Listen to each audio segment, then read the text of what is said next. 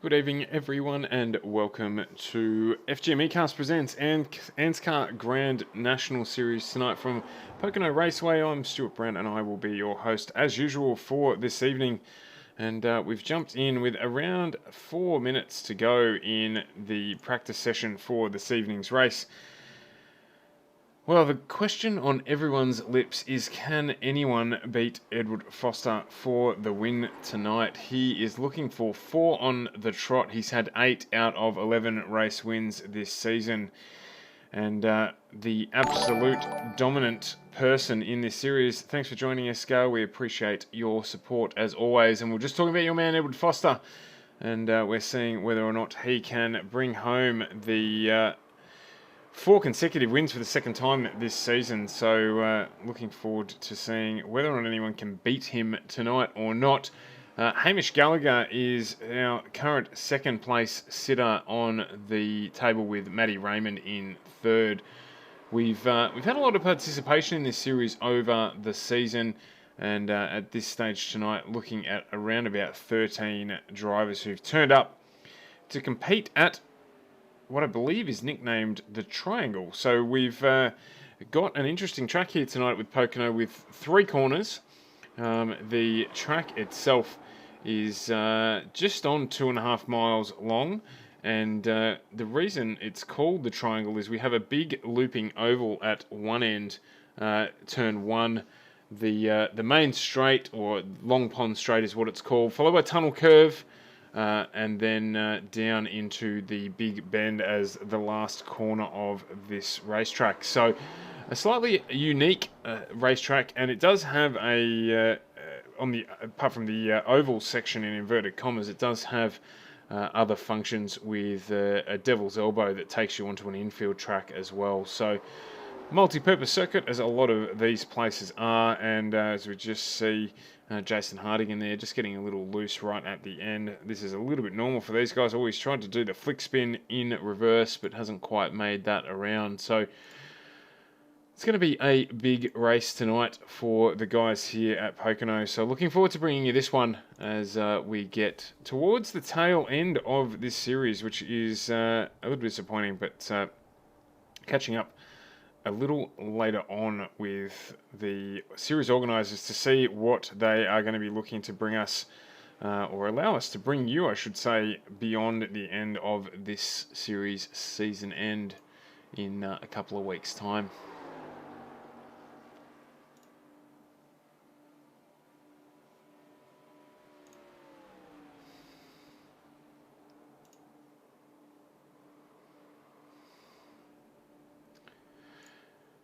So I've got a 70-lap race here tonight, and we've about a minute away from qualifying for this round. As I said, 13 of our drivers driving tonight to get through this one. Next week we head to Michigan, and then last but not least to Watkins Glen for the circuit race. Matty Hunter having a strong performance last week, so looking forward to seeing how he goes as he does some dancing for us at the end of his lap before we get into solo qualifying.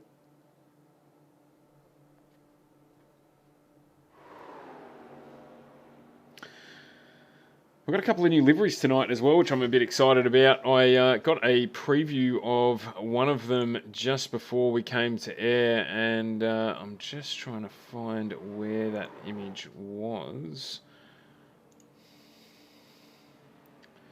We've got a new Castrol livery out on track, and it just so happens that it actually is my favourite racing livery, and I think given that I've said that, you'll know which one I'm talking about, and it is the very, very now famous Australian-based Castrol livery of Larry Perkins being run on one of the cars here tonight.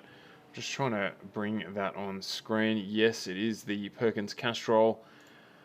Scotty, you are absolutely spot on. That is my favourite race livery, and definitely looking forward to seeing that out on track. I saw a little glimpse of it there at the tail end of practice, and looking forward to it.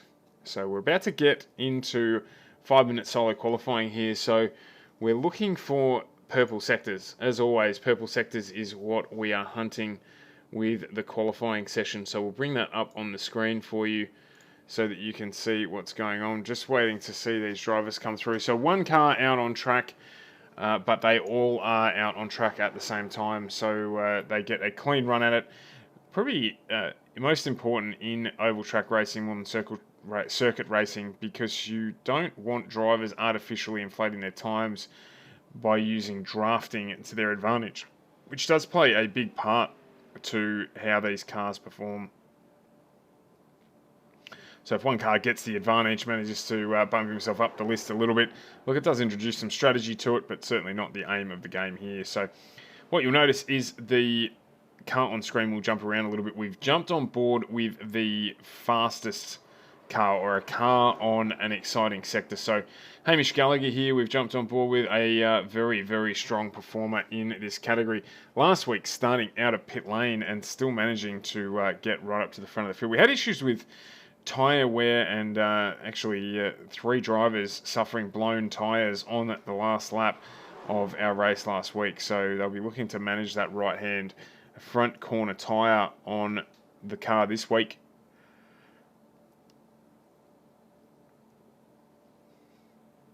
So Joshua Carroll-Walden in a purple sector, or 2 purple sectors there.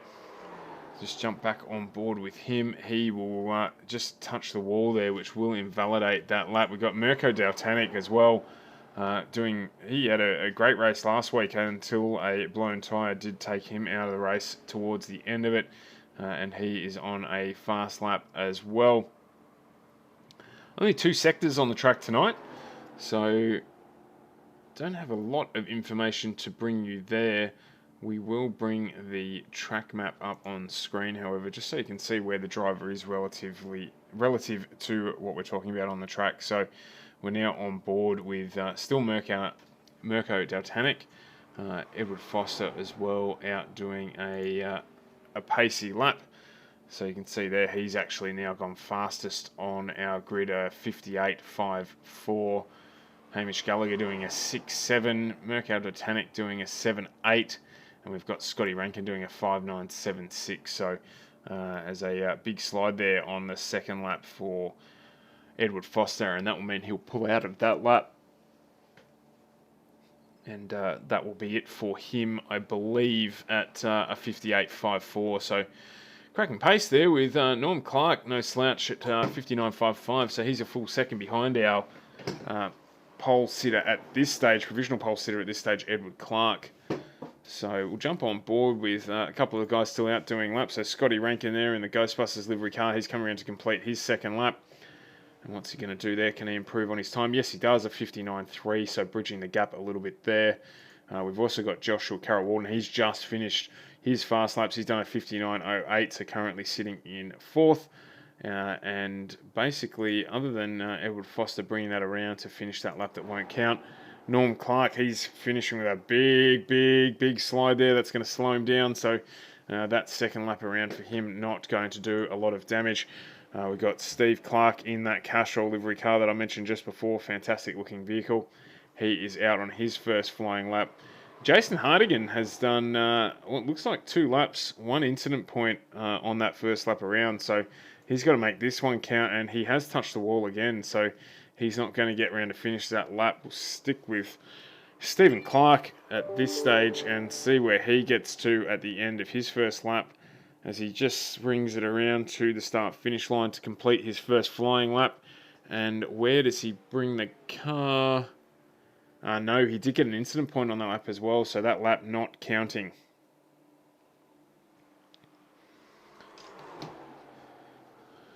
So we'll stay with him here as he gets around. Actually, we'll jump quickly. My apologies to Carl Withy, who had an incident point on his first lap around. Hadn't set a time yet as he comes around to conclude this lap.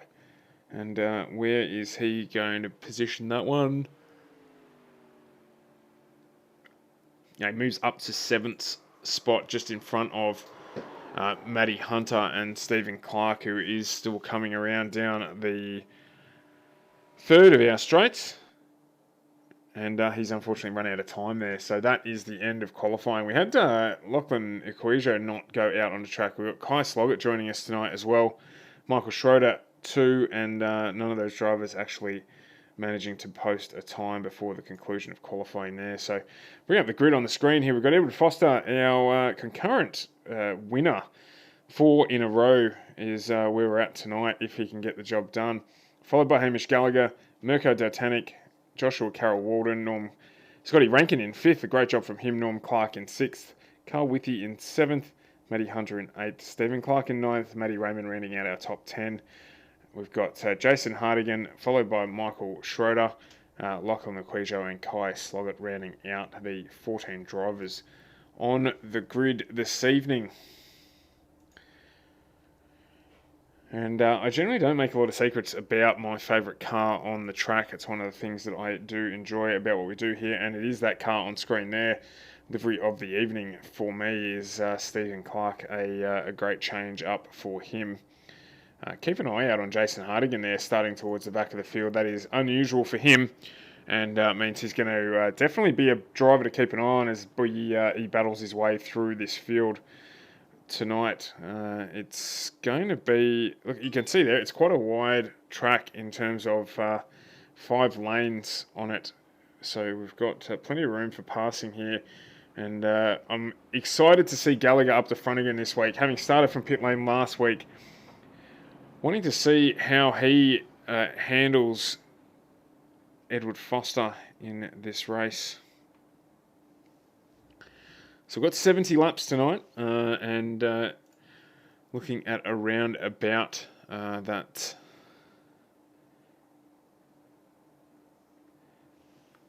just under an hour for the race duration. So certainly a pit stop here. Will the drivers take tyres? That is a good question. We are time limited as well if we get a number of yellow flags, but had a lot of green flag running in this series. 75 consecutive laps of green flag running, in fact. So I'm not anticipating that the safety car is going to play a huge role, and I call it the safety car. The pace car is going to have a huge role in the race tonight. You can see there potentially someone not in position. So we'll just keep an eye on that.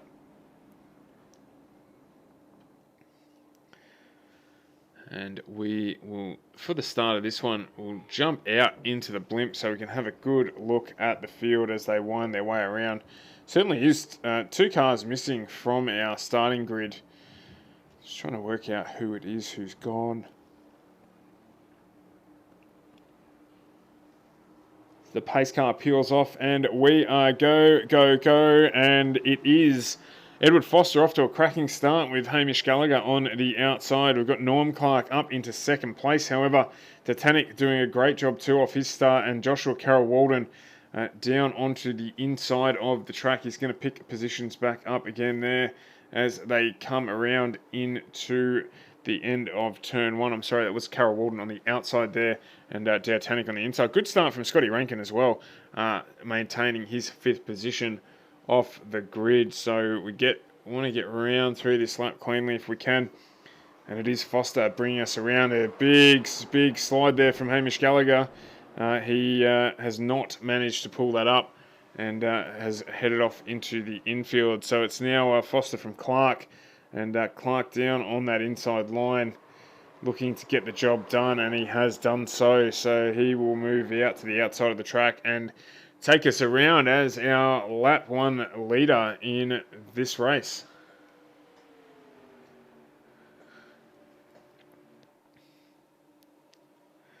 Lots of shuffling around down in the pack there. You can see Gallagher picking up 6th spot after that one. Big slide as well from Foster.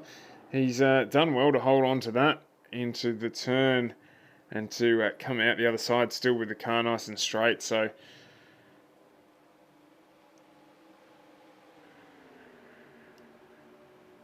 the biggest thing we've seen for him this last couple of rounds is he's managed his tyres better than everyone else. And last week, that's ultimately what brought him the win. He managed his tyres in 3rd spot until we got through that pit window. Only took 2 tyres and then jumped out in front and took the win. So other drivers need to be aware of that and hopefully manage their way through to ensure that we've got some competition for Foster tonight.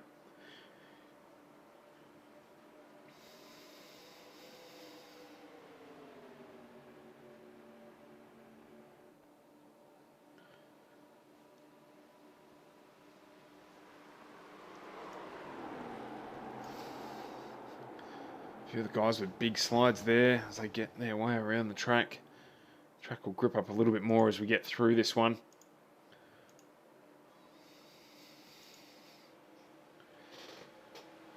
It's just showing there that Norm Clark's spread out a little bit, only 2/10, still well and truly in draft territory as we get around here. Some big slides, so it's going to be plenty of rubber on the track very shortly, as Carol Walden is giving Foster the hurry up, and Clark likewise to Carol Walden as Clark jumps down the inside there.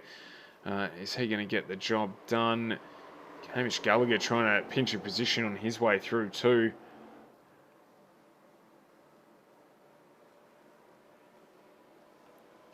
We're showing that Clark has made his way through on the inside there, and he will pick up the chase of Edward Foster here.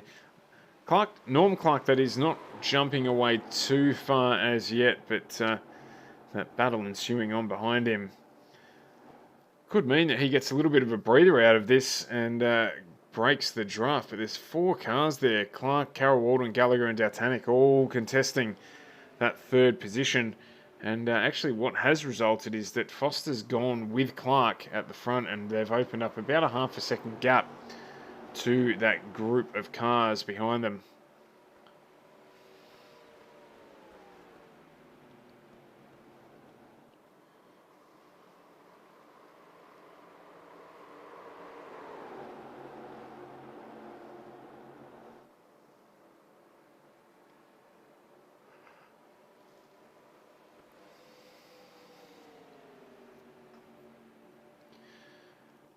Again, it's a good time for us to mention now as we look at our largest field for a couple of weeks that there are still spots available. We've got a couple of weeks to go, and if you're looking to get some experience driving these awesome 87 cars in the Grand National Series, it's a good opportunity to get involved and get some time under your belt before whatever we're sure to announce shortly for the following series post the end of this one. As you see Edward Foster there take advantage, move down onto the inside of the track with Norm Clark leaving the door open, and Stephen Clark here trying to do the same thing and take advantage, and he's going to get the job done too. So that's a double pass there for Norm Clark, dropping 2 positions from 1st down to 3rd, and he's also exposed a little bit here to Carol Walden and Gallagher behind him working together too. So Clark is going to have to do a little bit of defending to get himself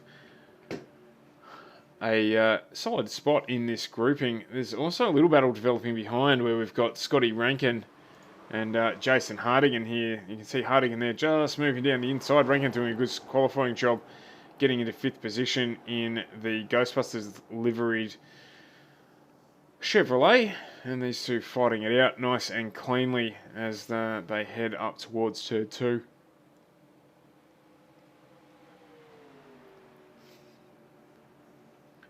Good job there from Hardigan to get through cleanly as well.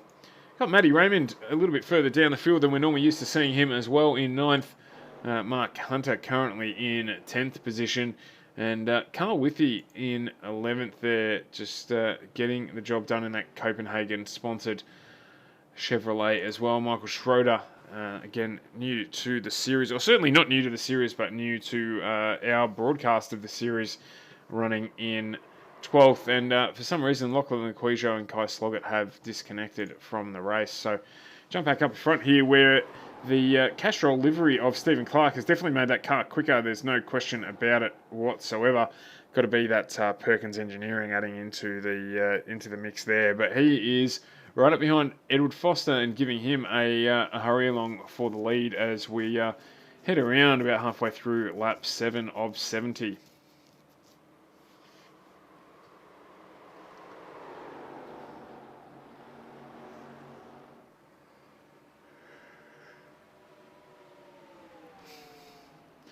Going to try and challenge him here. The guys have got to remember Foster a master at managing tyres too. So the fact that he's not out in front doesn't mean that you've got the benefit on him here. Probably better to try and just stick with him. We're only 7 laps in. It's about race management from here.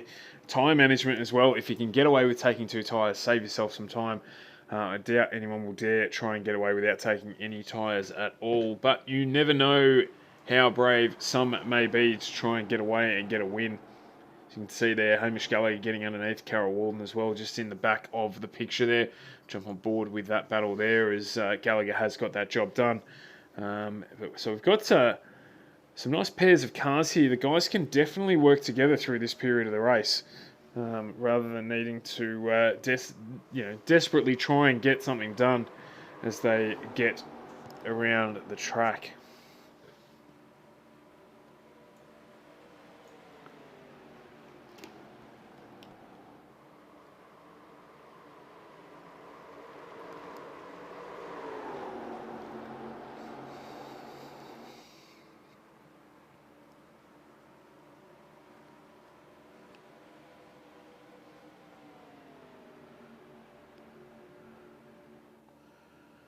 Hamish Gallagher, who we're on board with now, is actually the fastest man on the track so far tonight. He's done a 59.26 in the race.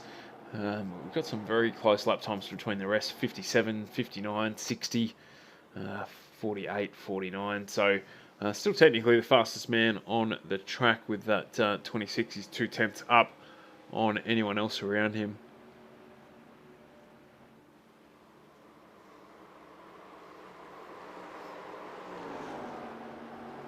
Got a couple of drivers here sitting back into the 1 minute mark, as well as Gallagher has made up the gap on Clark and Foster in front of him now, so he joins this lead pack battle as we head around to enter onto lap 10 of 70. So it's going to be hotly contested. There's no question about it. Looking forward to seeing when these guys manage to get their pit stops done. My spidey senses are telling me that Foster will probably outrun them all. Just the awareness for himself there in terms of making sure he gets the job done. So stick with us. We will certainly get to watch this one unfold. See there as well, Michael Schroeder has run into pit lane. He did have an off on lap 9, so in there to no doubt get some repairs done and get that car back out on track.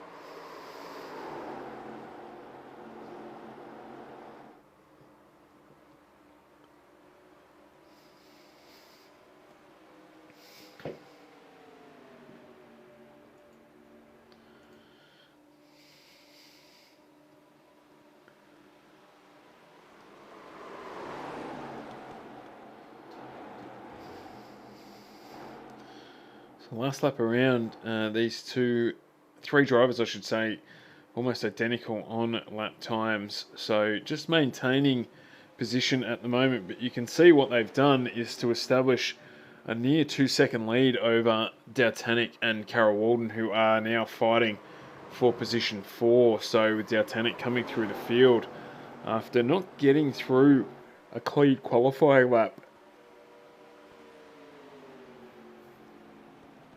as he's got the job done there. So Carol Walden has dropped 1 spot from his qualifying position.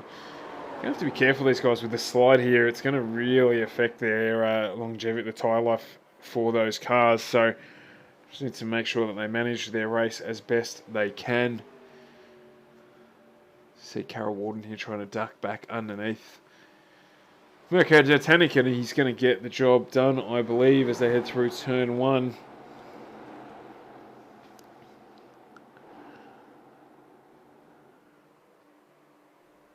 Oh no, as Dautanic has clipped the wall there. Carol Walden, I don't believe, got affected by that, other than where he was able to position that car on the track. And he will move ahead there with that damage to the right-hand rear end of Dautanic's car. So you can see them just sliding on the corners there, and you only need a slight miscalculation before that turns into a little more than you'd bargained for with the walls. So unfortunately paying the price there. Our gap here at the lead still the same. We've still got 1/4 of a second forward, 1/4 of a second rearwards of Stephen Clark in that Castrol livery Chevrolet.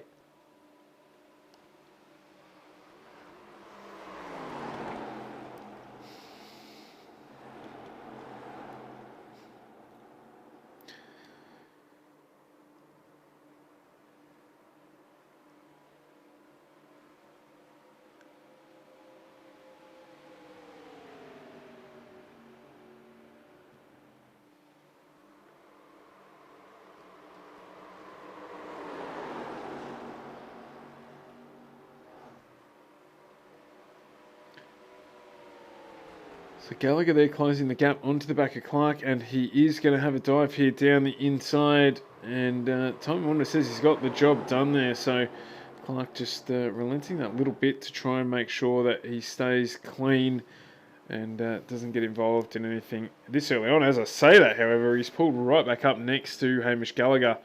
It almost looked like he gave him a tap there as well. So I'll just try and take his position back down the inside line here, and again gets that done relatively easily. So just switching positions with the draft, I think there more than anything else, as Carl Withy and Michael Schroeder have Carl Withy and Matt Hunter continue their battle in 10th and 11th position.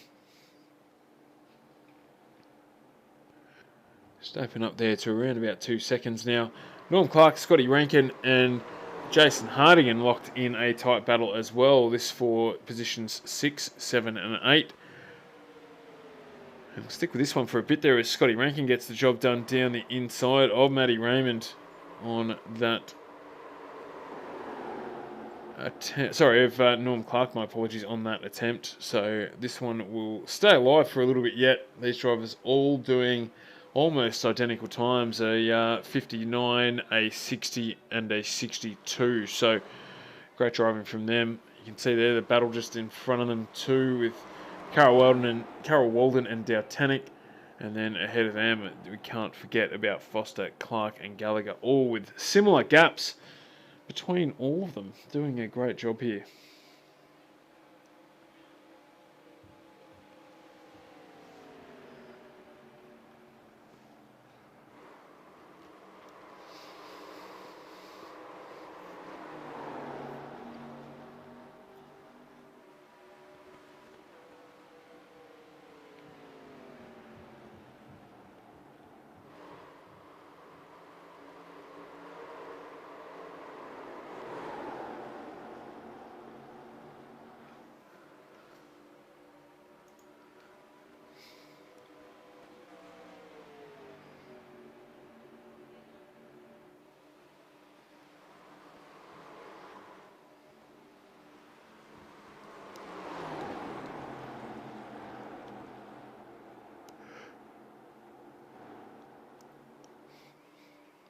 The other thing to keep an eye on here is our race leaders.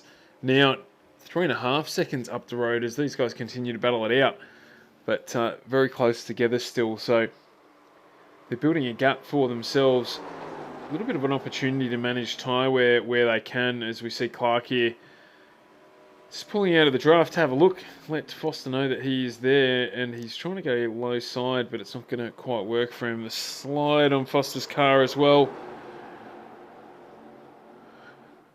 Just having to be controlled there with a little bit of throttle and getting the job done. I'm going to jump on board actually now with Foster. He can take us around. Actually, you know what we'll do? We'll jump on with Steve Clark so we can have a little bit of a look at the back of that Foster car and their respective lines.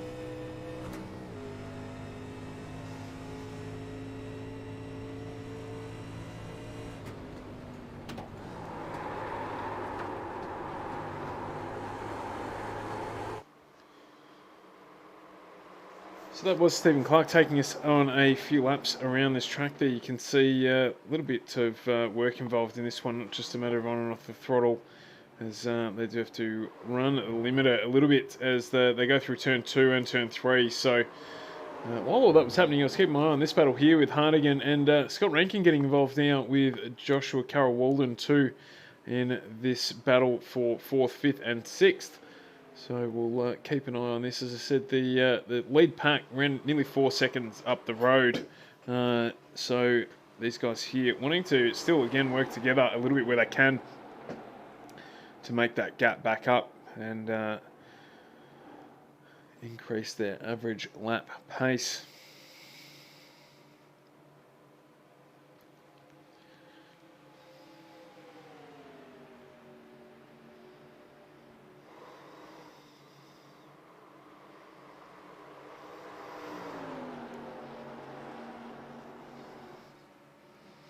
The slides are really going to affect these guys in terms of tyre life. If they can manage it, they will certainly save themselves some time in the pit lane as Scott Rankin now all over the back of Jason Hardigan.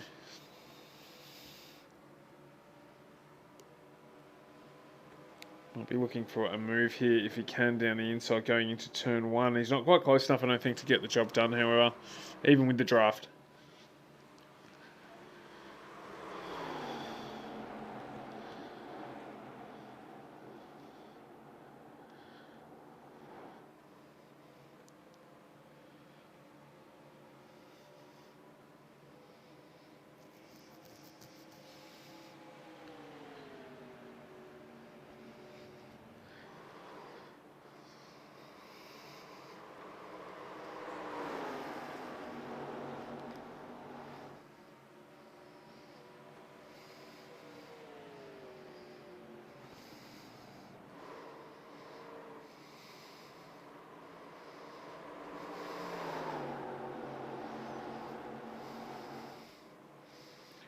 Big slide there from Hardigan's let Scott Rankin in, and he is less than a tenth behind. He'll probably have a look to duck down the inside here, yeah, and he will get that done. So that slide unfortunately costing Hardigan that position, and Scotty Rankin now out into the lead of this battle pack for 4th, 5th, 6th and 7th, albeit there's a little gap now developing between Carroll-Walden and Titanic.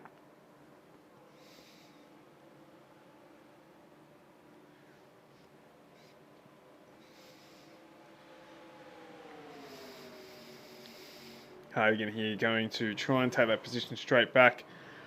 Not quite going to have enough up on Scotty Rankin to get that job done. Scotty Rankin slams the door closed there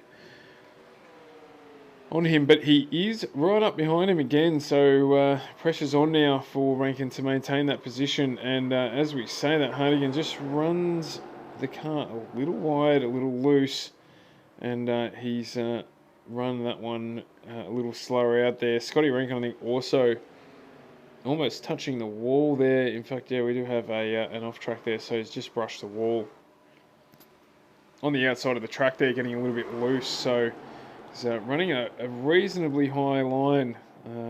He's still mid-track, so that will be affecting his grip on corner exit, but still managing to try and keep his nose in front here of Jason Hardigan. Hardigan certainly has other ideas about it though, and as we come into turn 2, this last part of the track here, he does manage to get the job done.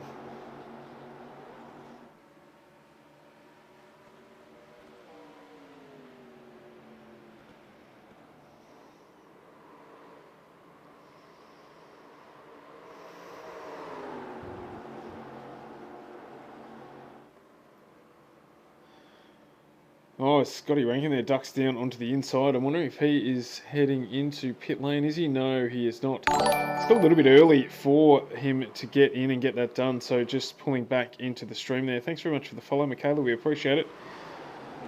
And still running a little high line there. He needs to get that car back down into the groove if he's going to keep up with these guys. It cost him another place there, running that high line with Titanic taking back 6th position from him as we stick on board with Jason Hardigan. I'm keeping an eye on the battle up the front here. It's opened up a little bit now Clark and Foster still going neck and neck, but Hamish Gallagher's dropped off the back of this pack to the tune of around 2 seconds.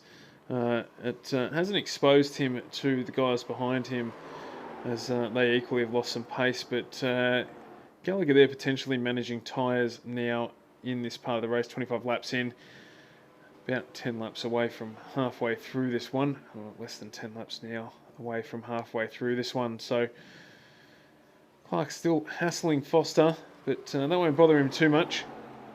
He just wants to keep it clean and make it through to our pit stop.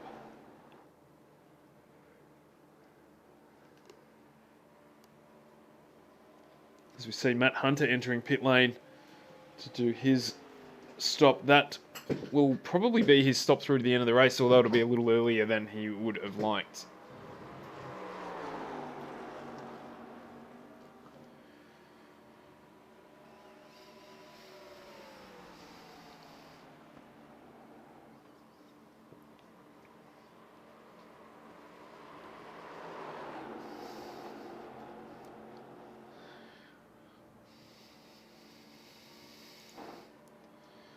Jump back to Gallagher here in third. He actually is being caught by Hardigan, Carol Walden and Dautanic in this pack behind him. So he, having lost the toe of those lead drivers, is now exposed to this gaggle of cars behind him who are trying to chase him down and get that third spot on the podium.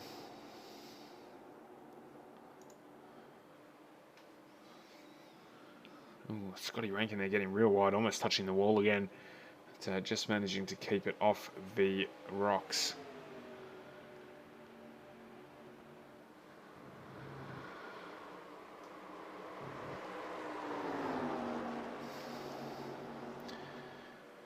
Good opportunity for us at this point in time to mention our sponsors for our stream, which are AFTERSHOCK PC. Ryan and the team out at AFTERSHOCK PC in St Kilda, Melbourne, do a fantastic job at putting together just about any sort of computer that you need, whether it be a entry-level gaming PC or a top-of-the-range streaming unit like the one we've got. I know at the moment they've got some ripping specials on with some huge discounts on a couple of different types of computers. I'm seeing there up to $700 or so off one of the models on their line. So if you're in the market for a new computer, or you were thinking about it, maybe you've just got your tax return back, might be the time, if you can afford it, to jump in and grab yourself a new PC to potentially even compete in one of our races. I just hear someone going off in the background there. No notification, so maybe just someone rubbing the wall. Yeah, it was Hamish Gallagher there. He is now well and truly exposed to Jason Hardigan behind him. As they come around through the final corner there. Again, Gallagher running wide. He does seem to run that sort of wider line, but the banking here not favouring that this evening. I'd say that is definitely not deliberate. Maybe a little bit of damage there from that knock with the wall. Carol Walden's going to get the job done here as well. So that's a two-spot swing for Gallagher. We coming out of this corner.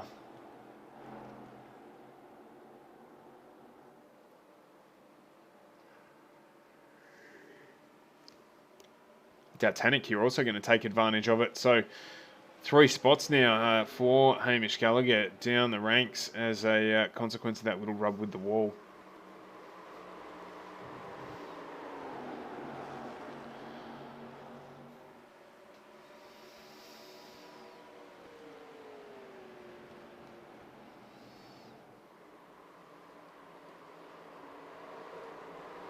Scotty Rankin too, he's going to get the job done as well. So that damage to Gallagher's car really has affected it. He may end up pulling into the pits and trying to get that fixed so that he can get back out and be competitive again, because at this stage he is bleeding positions.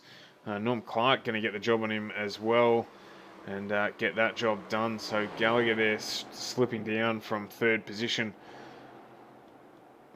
right back to 8th.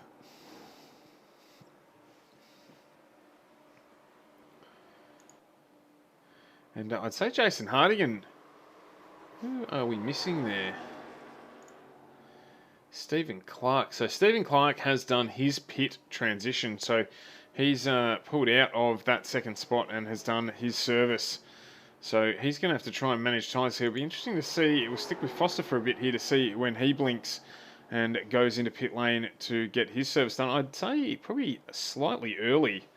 I'm not sure if Clark's done that to try and get out of the draft from behind Foster or not, but we'll see whether or not that move pays off for him. You can see he's at the top end of the track at the moment. Foster coming around turn 1, so no draft for either of those drivers, so it will slow them down a little. Having said that, Foster's last lap was almost his fastest, so just keep an eye on when Edward Foster does jump into pit lane.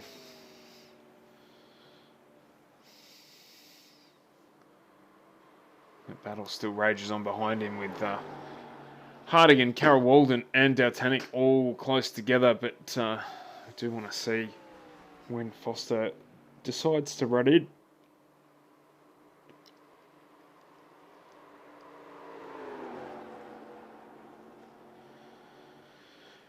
Well, it certainly won't be this lap. So while he's on there, we'll just duck back to this battle behind him. Going with these three drivers here. We're on board with Carol Walden, but it's Hardigan and Dautanic either side of him, trying to get the podium sorted out, albeit still 38 laps, 37 laps to go in this one. Hamish Gallagher has jumped into pit lane, having bled a lot of positions. He's down in 8th position, as we spoke about earlier, so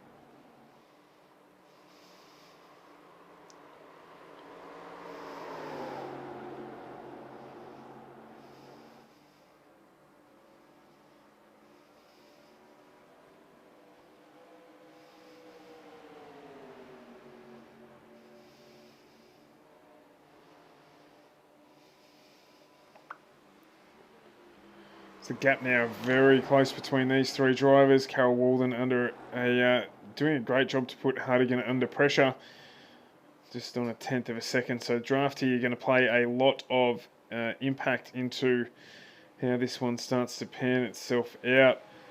So still waiting to see whether or not Foster does take his pit stop shortly. He is coming towards the end of lap 33.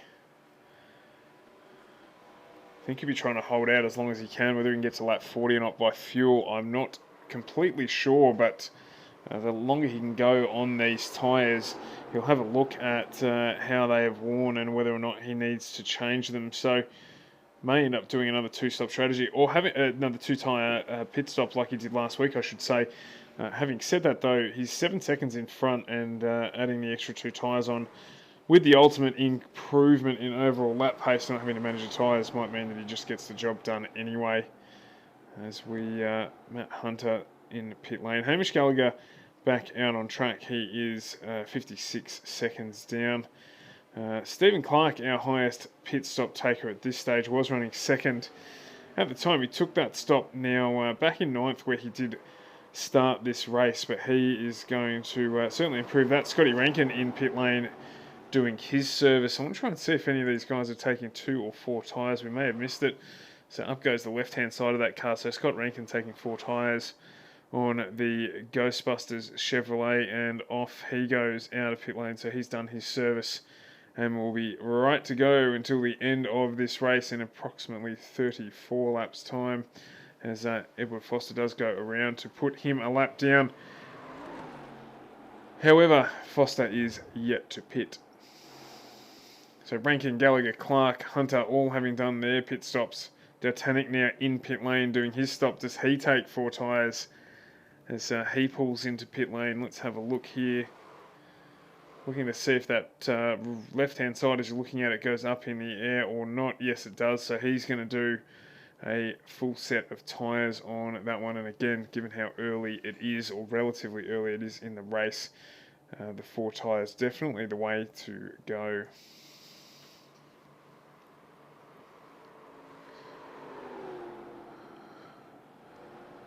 I feel like Foster's coming into pit lane. Yes, he is there. You could hear it in the car. So our race leader, Edward Foster, now into pit lane to get his pit lane service done. He's going to be followed in by Joshua Carroll-Walden as well. Leaves Jason Hardigan out in the lead of this race. Just want to see, Foster did only take 2 tyres last week. I don't know that he's going to do that this week with 33 laps to go. Up goes the working side of the car. And Norm Clark in there as well. And no, so definitely taking both sides tonight. Foster, better to be safe than sorry. Hardigan, Raymond Neal out in front in this race, but still yet to do their pit stops. How far will they run before they do their pit stop?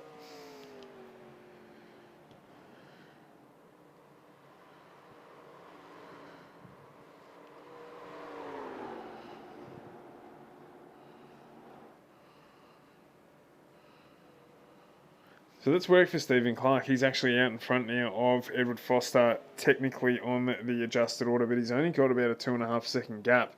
And older tyres for Foster, given he stopped on, for Stephen Clark, given he stopped on lap 28, with Foster obviously stopping on lap 36. So that will play a part as we get towards the tail end of this one.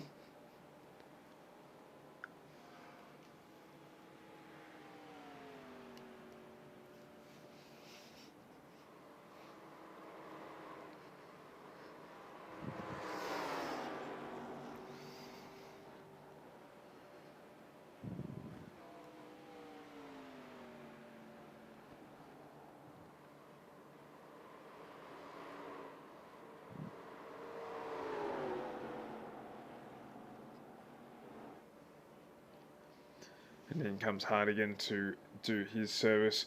Would expect to see Matty Raymond come in as well. Just waiting for him to make his way around that final turn. And no, he's actually not. He's going to stay out. So he will be our effective race leader now. But yeah, definitely going to be Stephen Clark who's going to jump into the actual race lead here once we cycle through our pit stops. And he is going to have a chasing Edward Foster behind him for the last 32 laps or 31 laps of this race.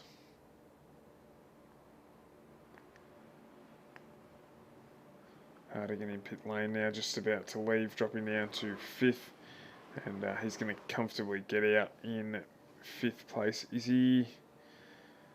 It's going to be a change over there with Carroll-Walden going in front of him. He may not even manage to get out in front of our Tannic. The pit exit or control line on pit exit here, a little shorter because of the banking greets the drivers once they leave pit lane. So, but Hardigan there does get out in front of our Tannic, about a second further back down the road.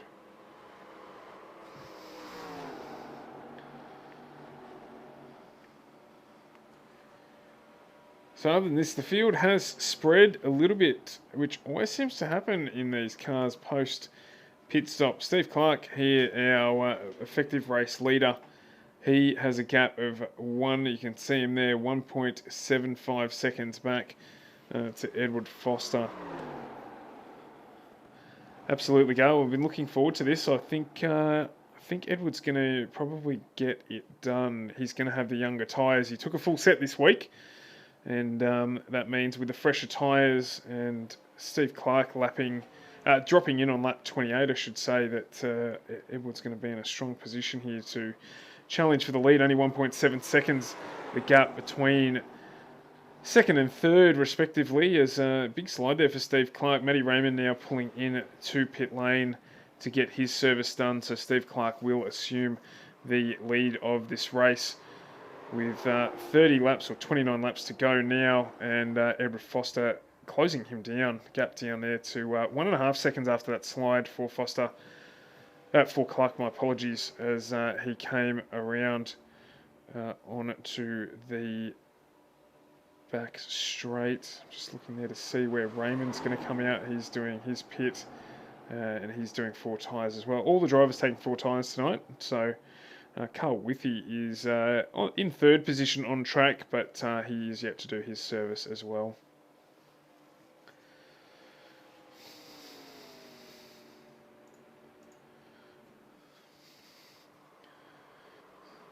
Bit of a slide there, but that's pretty normal for these guys at this track. Getting the pace out of the cars with that slide through the corner there. Do love the new livery on Clark's mobile. It looks brilliant. In fact, I think Larry Perkins did run that livery at Calder Park. In fact, it might have even been Brad Jones ran that livery at Calder Park when the guys were running at the Thunderdome.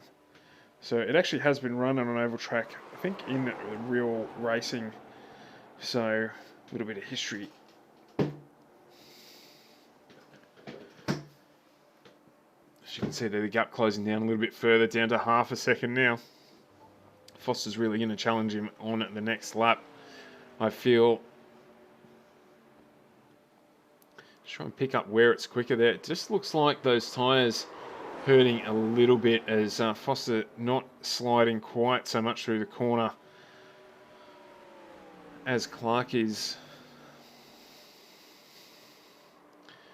42 laps without a caution period as well. So again, another great round from our drivers to give us extended periods of green flag racing. I think that takes us out now to well over 100 laps without a caution period. So good from our drivers to be able to do that. Foster now down to 0.25 of a second behind Clark in this chase for the lead. For those who've just joined us, Clark, our race leader, pitting on lap 28, so his tyre's a bit older now, and he has moved across to the inside. Foster goes driving right around the outside, and unless Clark can get back up a little bit on the inside here, then Foster's going to get the job done with those younger tyres. Clark looking like he's running out of grip a little bit already, which is concerning for him with 27 laps to go.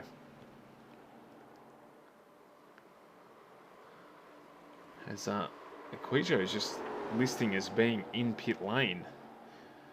Given that he hasn't completed a lap tonight, I think there may be a small error there with our timing monitor, so just ignore that one.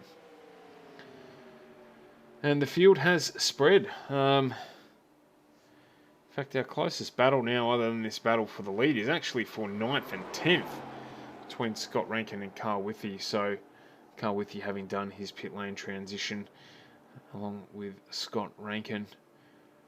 And Withy, they're actually getting the job done. But I want to stick with this lead battle here to see whether or not Clark can jump back onto the back of Foster with the draft and the benefit of the draft down the straight there. Not quite close enough, as we saw there. The drivers do downshift into that corner and then drive back out of it. So this track using a little more rear tyre than perhaps some of our traditional oval tracks, where you're able to just roll out of the throttle to make your way around the ends of the circuit. Here having to get off and change gears and accelerate again through the gears. So maybe that costing the drivers a little bit in their tyre wear.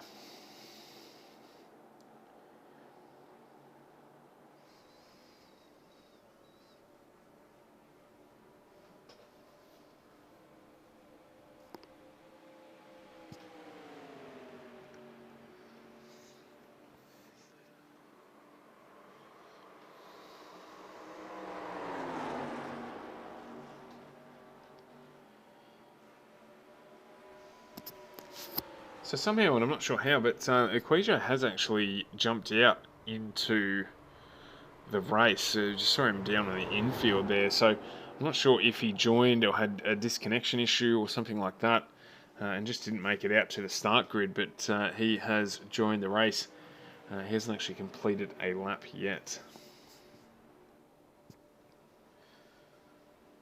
So we remain less than actually less than a quarter of a second between these two drivers. So not hurting Clark too much to be the following driver here, but he needs to stay close enough if he's going to try and save tyres a little and challenge as we get to sort of the last 5 laps of this race.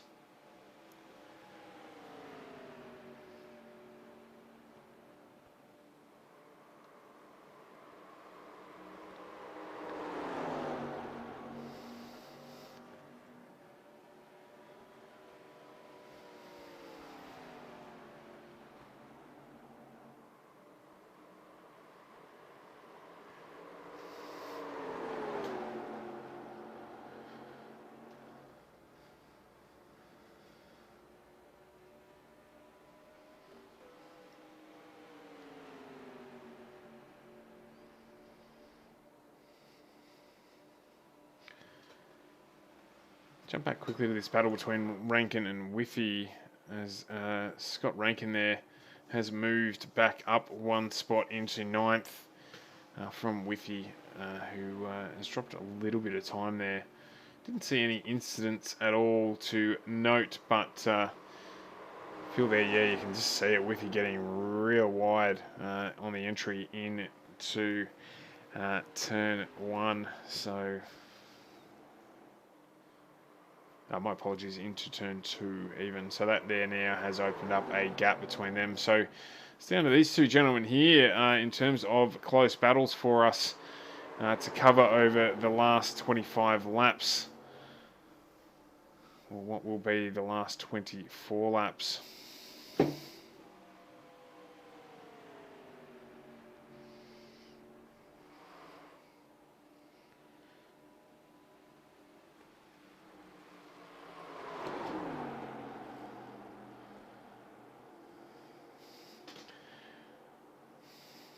Very much having to get out of the throttle going into that corner just to keep the car from sliding too much. Still have to manage tyres a little bit here through to the end of the race, but certainly not as much as they were through the latter part. Before they jumped in through the pits and got a new set of boots on these cars, particularly Clark, who pitted 8 laps earlier than our race leader Foster, so Foster definitely going to have the better rubber at the end of this one.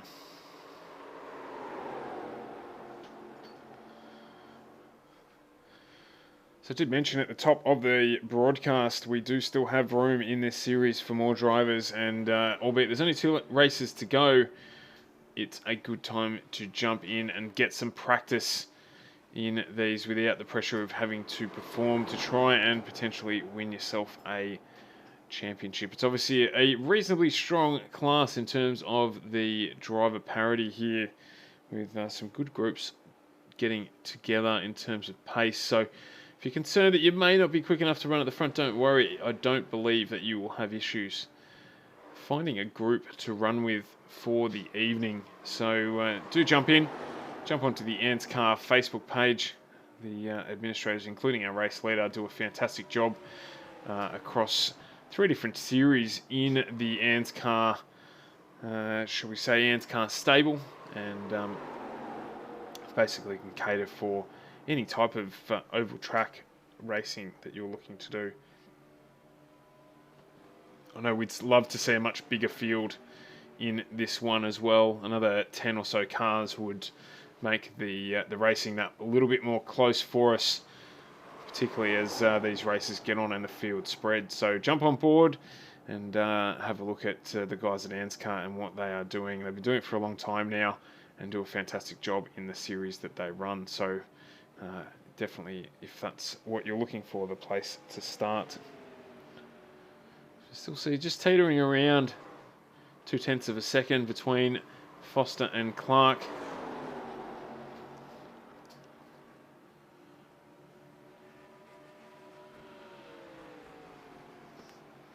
Clark's definitely got better drive. Foster's definitely got better drive out of that tighter corner. opening up the gap there, but he's really got to try and break the draft if he's going to get a gap on Clark. He's out to just on 0.4 of a second now.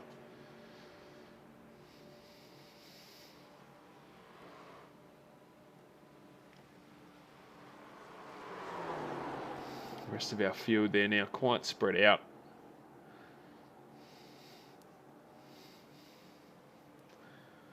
Albeit, if you are racing and you're going to race somebody, I mean, these guys are a lap down, Hardigan and Schroeder, but they're doing a good job of keeping things interesting while they are not racing for position. Lapping close together and giving themselves the opportunity to have a little bit of fun. Jump on board with Mirko Daltanic as well as he puts through the big slide. And he's got a little bit of work to do, 1.8 seconds behind Joshua Carroll Walden in third position. So if he's looking to get back on that step, still needs to make up that gap to get back onto the back of Carroll Walden. We did see last week a lot of punctured right hand or blown out right hand front tyres. Maybe that's why the guy's not gambling so much this week with the tyre strategy and getting the job done by changing all 4 tyres in the pit stop and trying to manage those tyres now through to the end of the race.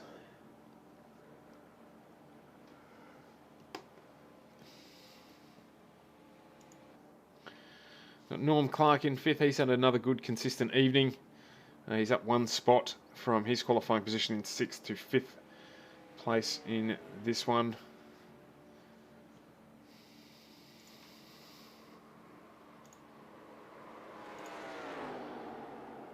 And that, with Matty Raymond right behind him, that will help him address a little bit of the gap between them for third outright on the table, with Norm Clark 12 points behind.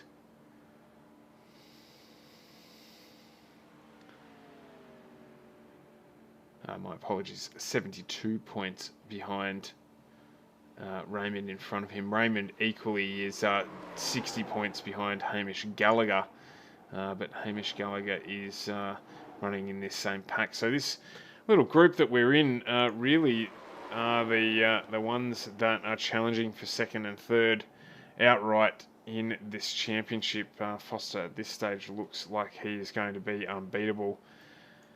So if they can make up just 1 or 2 positions here in the balance of the race, these 3 drivers, Clark, Raymond and Gallagher, then it will potentially have the ability to juggle the order on our championship standings as we sit.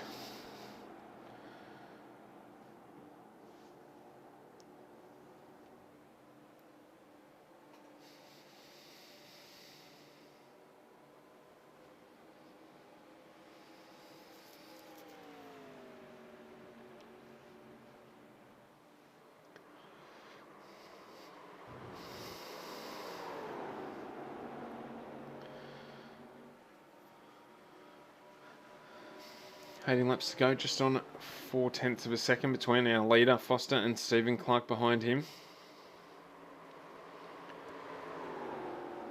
Of course, after this one, tomorrow night, we have Super GT Thursday on FGM ECast. We are live from 6 p.m. tomorrow with the NZSR series from one of the best places to race a car, Spa. And that is going to be a cracking event there. Back to still running a traditional format there with their 30-minute race. And straight after that, we jump into the Australian Endurance E Championship at Sebring. So a good night of racing tomorrow night.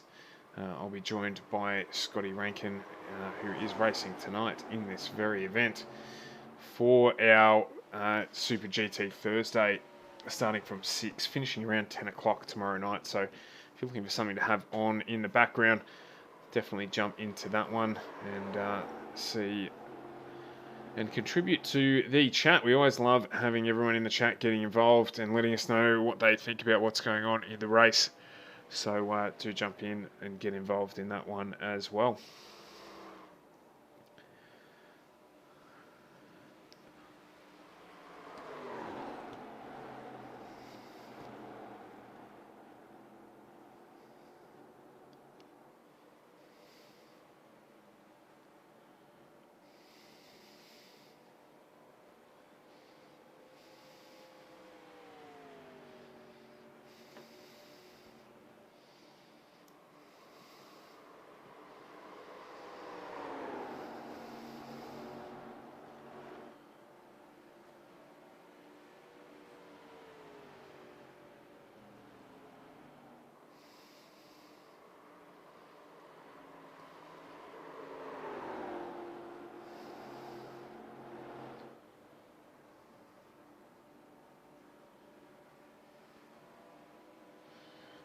Quisho's back in the pit lane again, but I think he may have ejected from the server. No, he's showing there as moving again down pit lane. So maybe just using this one for a little bit of time in the car, which is not a bad idea as we get towards the end of this championship.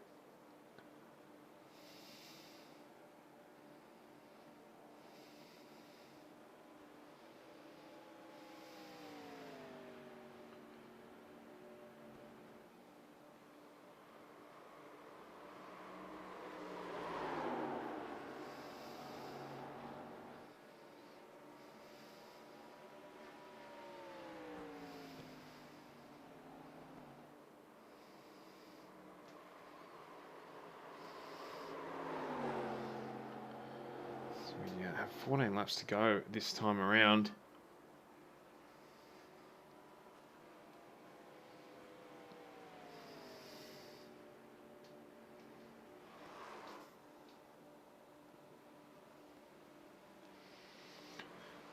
Very loose in the background there, Steve Clark.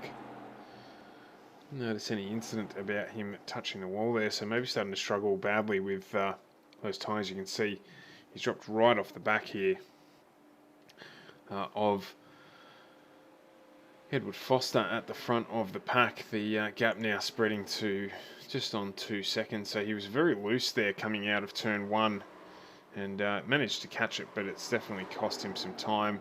His tyres 8 laps older than those on Foster, and he may have spent the bank account on them early, just trying to make sure that he got back out in front of Foster after that pit lane to try and build a gap. But the strategy, albeit a good one, not paying off for him tonight at this stage.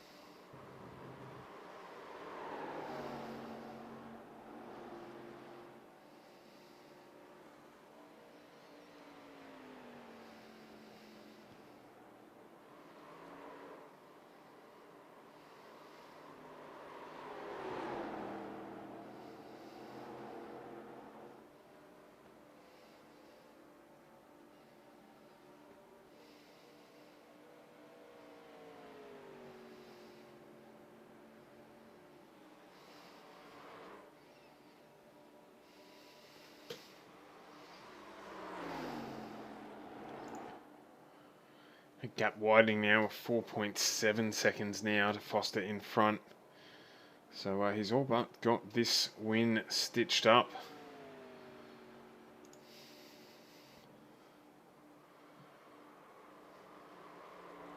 So that's going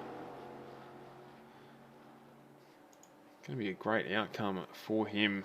And that will basically, if it wasn't already secured before tonight's race, that will secure the championship for Foster.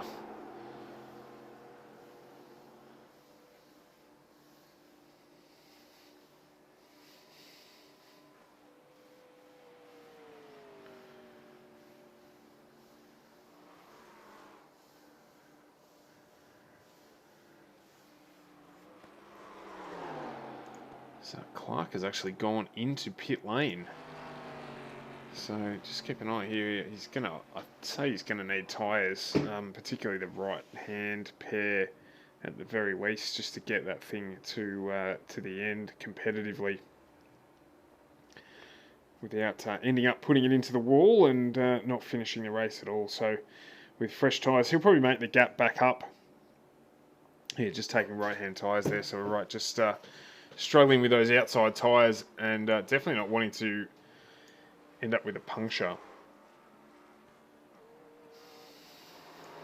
Yeah, you're right, Carl. That's why he's gone in and taken those 2 tyres just to try and keep things going. He'll now be quicker than the guys in front of him, so he's got about 26 seconds to make up, 10 laps to go. Unlikely he's going to make, I don't think, his way back up into second place.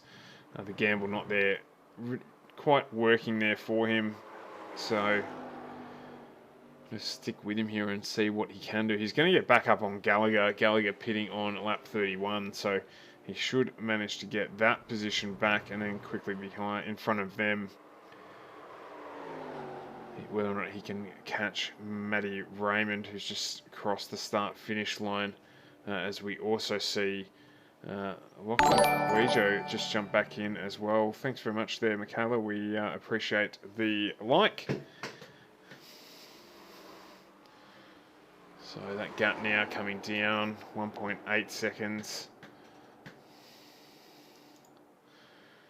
Going to quickly jump on with Hamish Gallagher here and just see if this camera here will give us an idea of the gap between the 2 drivers. It's a little bit hard to see there. As Gallagher comes around, you can just see behind him Stephen Clark making up that gap. There we go, that's the better view there, just giving us that idea. So he's going to jump into the draft, I'd say, on the straight coming. So after turn 1, probably jump into the draft there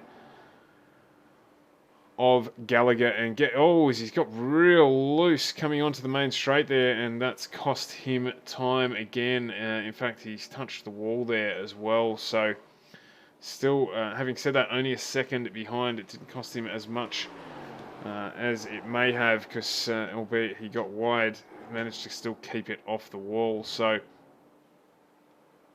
gap now down to under, just on 3/4 of a second between these two. So Gallagher will be feeling the heat as he heads down to turn 3. He'll get through here, and the benefit of the draft will help Clark make one of those positions back up. And let's not forget the fact that Clark did start the night in 9th position, so it's been a good drive from him anyhow.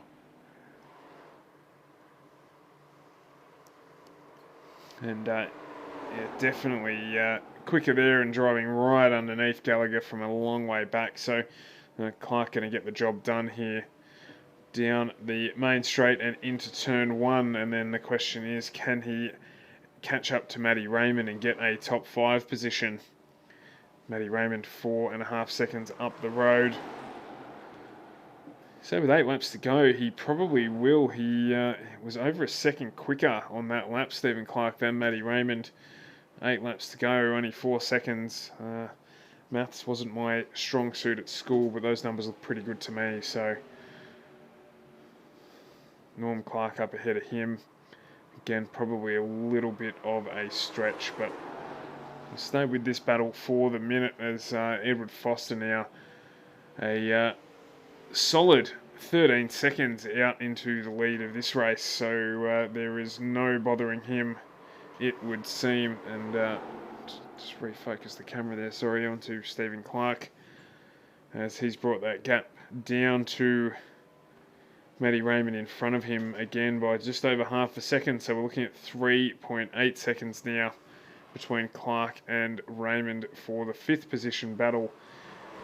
Stranger things have happened. He could end up getting into 4th place. It's 8 seconds up the road. We've only got 7 laps to go, but he's definitely the quickest man on the track at the moment, Clark, benefiting from those fresh tyres that he put, admittedly only 2 on the outside, but that is the working side of the car on this anti-clockwise circuit. So he's going to get the benefit of those through to the end. 4 tyres would have seen him a few seconds a lap quicker, I think, than just about everyone, but the 2 tyres definitely making anywhere between half a second to a second a lap's difference for all of the cars in front of him. So we'll stay with him here as we get down to 6 laps to go.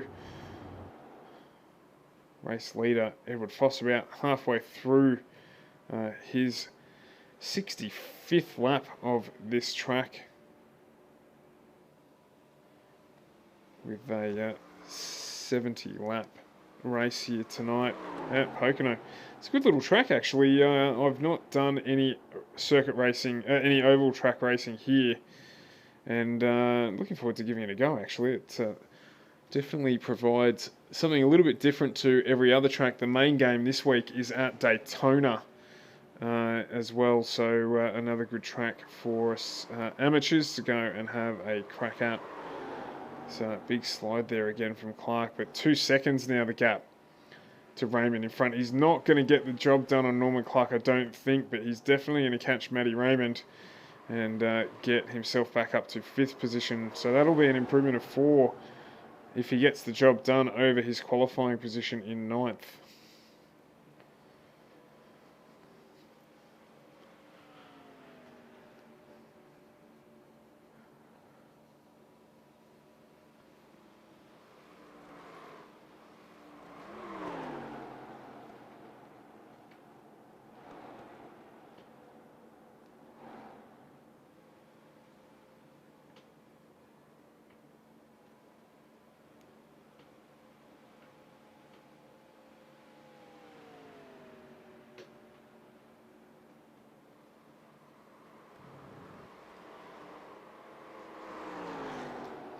Keeping an eye on the lap times here. Raymond last time around doing a 1 minute .23, and Clark doing a 59.15, so over a second quicker. As we head round the last bend towards the conclusion of this lap, and you'd think Matty Raymond here with the draft will be definitely under attack from Stephen Clark as they head down into turn 1. A gap now down to a quarter of a second and less, and Raymond here under attack, sticking to the high side, and Clark again pushing hard will probably get the job done on the drive out here. No, choosing to stick back in and grab the draft, but into turn 2 the a challenge, I imagine, again down the inside here. No, just the door being closed here. Matty Raymond deciding to try and defend this one, and definitely not giving it up easily to Stephen Clark. Clark all over the back of him there, almost even getting too close to the back of him there, and he now will take that position and move himself up into 5th. 5 seconds up the road, Norm Clark, the next car in front of him, 3 laps to go. That would seem to be an almost impossible task. And but a good recovery drive there, having to duck in and take tyres, having pit earlier than everyone else. So we'll jump on board with our race leader, Edward Foster here, who is going to get the job done yet again this week. And he's run a good race here. He hasn't had absolutely all his own way, but as usual, so strong out of the pit stops.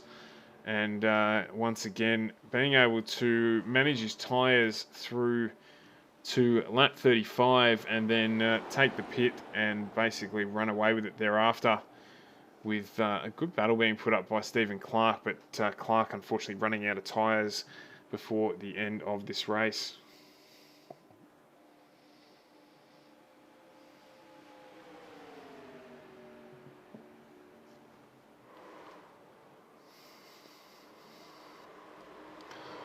Scotty Rankin there in behind him, a lapped car, but a good run from Scott tonight. He's new to the series and struggled a little bit with the first couple of rounds, but he seems to have picked up his rhythm over the last couple of rounds, and he's now having some good consistent results. He's going to finish inside the top 10 tonight and put in a good qualifying effort as well, qualifying 5th. So congratulations to him, a good job, well done, and hope to see him continue through the series when it comes around again.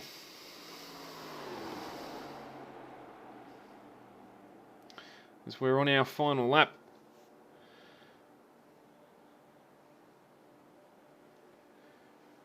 of this 70-lap race from Pocono.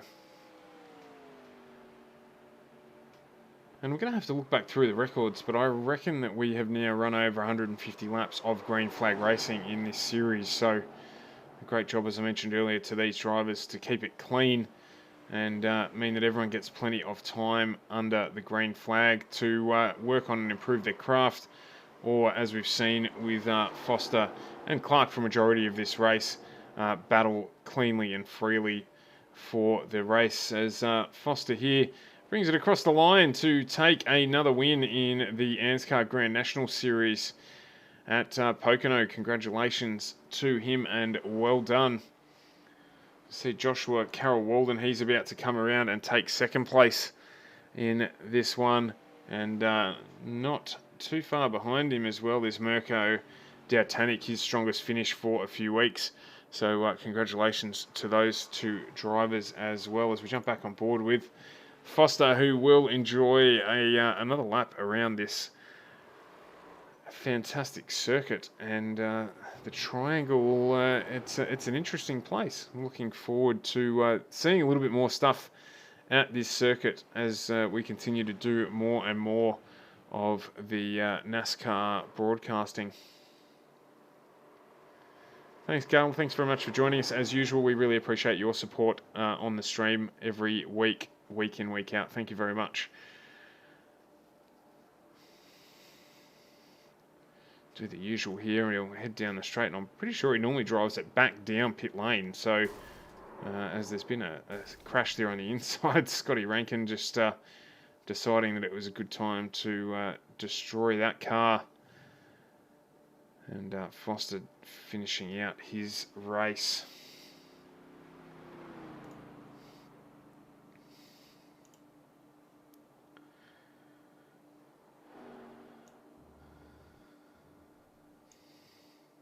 For a sec.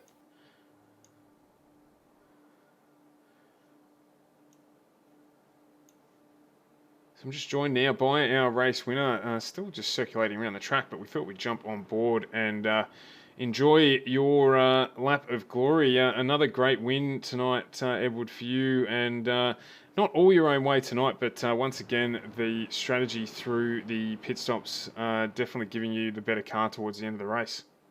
Yeah, I mean, it seemed like it was one of those where we struggled with, like we could see in practice that if we were going to run the kind of laps we were running in practice, the right front was just not going to last. So, yeah, we just kind of tried to settle into a decent race pace, back up the braking points, etc., look after the tyre. I was quite happy to let whoever wanted to lead ahead of me lead. Norman got through, got a few laps in the lead.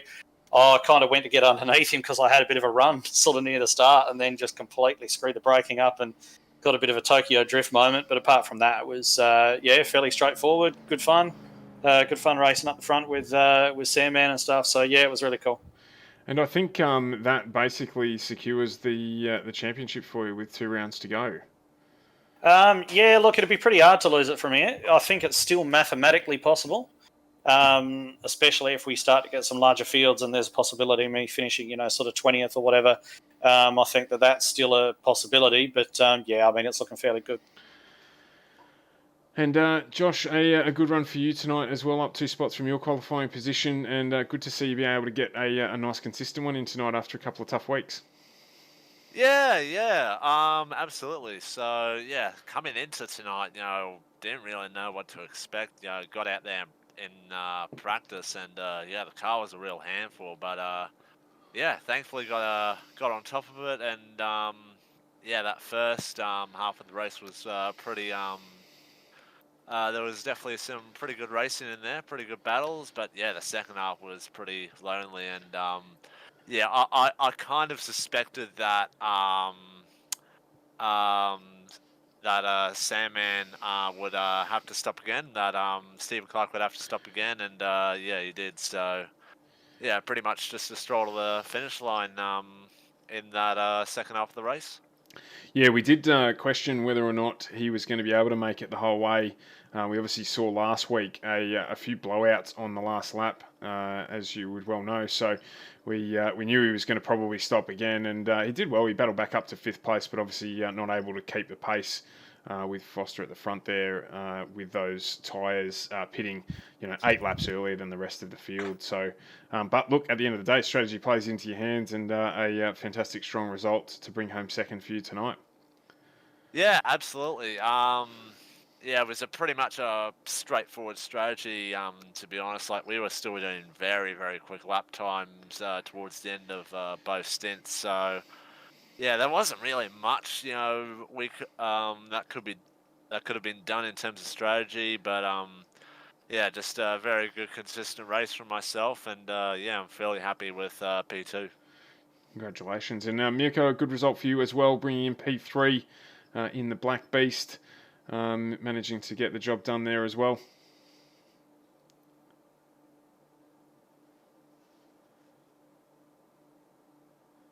Not quite sure what's gone on there, not able to talk to us there, but Mirko's done a fantastic job to bring home third place tonight as well, with a good mid-pack battle there for a majority of that first half of the race, as Josh touched on. So certainly... Have you got it?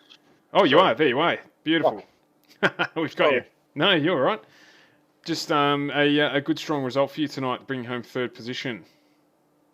Yeah, it was a good result. I got fortunate, really. I saw a couple of boys had bad luck, Clarkey and Jason Hardigan, and just brought it home, really. Yeah. It's and you've been there or thereabouts pretty much since we started broadcasting 4 weeks ago. So, but as I said, it's good to see you get onto the podium at this late stage of the series and keep things going. Yeah, absolutely. It's fun. It's fun to make it onto a podium, even though I struggled near the end there, just driving by myself, just with the shifts. I was losing a bit of pace, but it was all good. No, well, definitely an interesting track. As I said last week, Pocono, this is our first time here at the Triangle, and it's good to jump on board with a couple of you guys and watch how you make your way around the track.